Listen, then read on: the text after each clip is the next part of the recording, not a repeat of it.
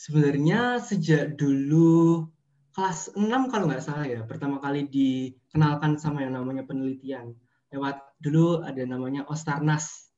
Oh Jadi ya, dulu Ostarnas. Ostarnas itu kayaknya ada lomba untuk Lomba ya. membuat proposal penelitian gitu ya, waktu kelas 6 SD. Terus dari situ mulai dikembangkan, SMP juga ikut penelitian lagi, terus SMA juga dilanjutkan lagi.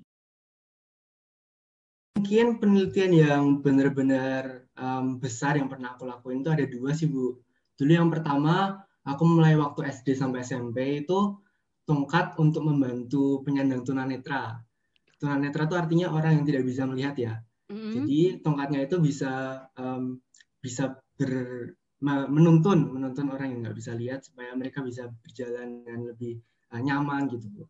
Terus yang kedua itu adalah sarung tangan untuk menerjemahkan bahasa isyarat. Bahasa Wow. isyarat itu bahasa yang dipakai untuk orang yang tidak bisa ngomong ya, Bu.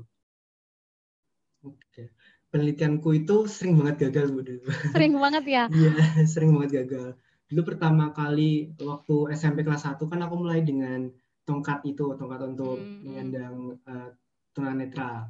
Dan itu nggak menang waktu itu. Tapi aku nggak menyerah di situ, Bu. Terus di tahun selanjutnya, aku buat penelitian yang sarung tangan untuk menerjemahkan bahasa isyarat itu. Tapi Mm-mm. gagal juga. Waktu tingkat kota, itu nggak menang. Waktu tingkat provinsi juga nggak menang. Karena nggak selesai penelitiannya. Susah, karena aku merasa kesusahan, terus nggak selesai penelitiannya akhirnya. Tapi akhirnya menangnya di nasional, juara satu. Terus habis juara Wow. satu itu bisa ke internasional, terus juara satu juga. Jadi intinya itu kita harus berusaha semaksimal mungkin ya. Dan kalau misalnya kita gagal, jangan malah down. Aduh, kok aku nggak bisa? Aduh, kok penelitianku nggak selesai? Aduh, kok gimana? Tapi jangan menyerah, coba terus karena pasti di kesempatan selanjutnya pasti bisa lebih baik. Kalau aku gitu sih, Bu. Karena aku melihat kegagalan atau down itu bukan suatu keterbelakangan ya, tapi kesempatan buat kita untuk belajar dan mengembangkan diri dari kegagalan itu. Jadi kalau misalnya ada kesempatan lagi yang datang, kita belajar untuk tidak melakukan kesalahan yang sama dan kita bisa belajar dari kesalahan itu dan menjadi lebih baik. Jadi setiap kesempatan walaupun itu gagal itu bukan sesuatu yang buruk bagi kita karena buat kita untuk menjadi lebih baik lagi. Kalau misalnya penelitian ya, um, kan penelitian itu kadang butuh waktu yang banyak. Jadi Mm-mm. kadang kita harus mengerjakan penelitian itu uh, membutuhkan waktu yang banyak. Misalnya harus kadang-kadang begadang sampai malam. Terus kadang-kadang kalau misalnya lagi sibuk banget itu nggak bisa main. Terus dulu waktu ke Meksiko juga sampai ketinggalan pelajaran gitu. Tapi kalau sukanya ini banyak banget, Bu. Sukanya, Jadi oke. ya pertama Pak yang pastinya pasti dapat pengalaman yang baru, pengalaman yang menarik, terus dapat teman-teman yang baru, terutama misalnya kalau besok teman-teman juga bisa sampai ke luar negeri. Nanti teman-temannya bukan cuma orang Indonesia aja, tapi orang Meksiko, orang Jepang, orang India, semuanya bisa berteman sama kita.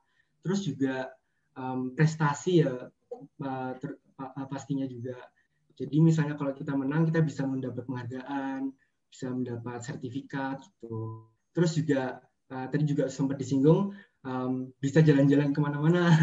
Iya ya. Terutama kalau aku sendiri kan dari penelitian itu udah bisa jalan-jalan selama ini ke 4 negara.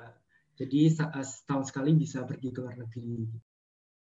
Jadi bahasa Inggris itu saya melihatnya walaupun dia bukan IPA itu adalah sebuah kebutuhan dasar ya, kayak kebutuhan yang beneran penting untuk kita pelajari karena untuk menjadi Oke. masyarakat internasional istilahnya, masyarakat dunia gitu ya, untuk berkomunikasi dengan orang di luar Indonesia. Misalnya kalau saya tadi ke India, ke Qatar, ke Meksiko, ya kan nggak ada yang bisa bahasa Indonesia juga.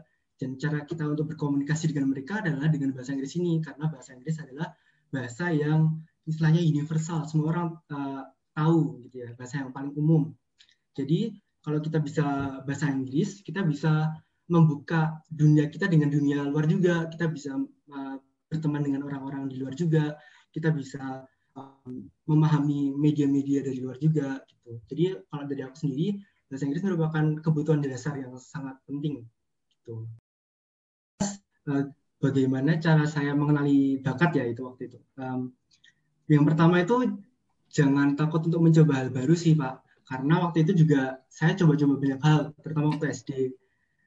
Dulu kan sempat lomba bercerita, lomba pidato, lomba baca puisi, lomba robotik, pokoknya semuanya saya coba. Dan pertama jangan takut untuk mencoba hal baru, mencoba hal sebanyak mungkin, dan dari hal-hal itu mana yang cocok untuk kita dan ditekankan dengan wadah-wadah yang ada di sekitar kita.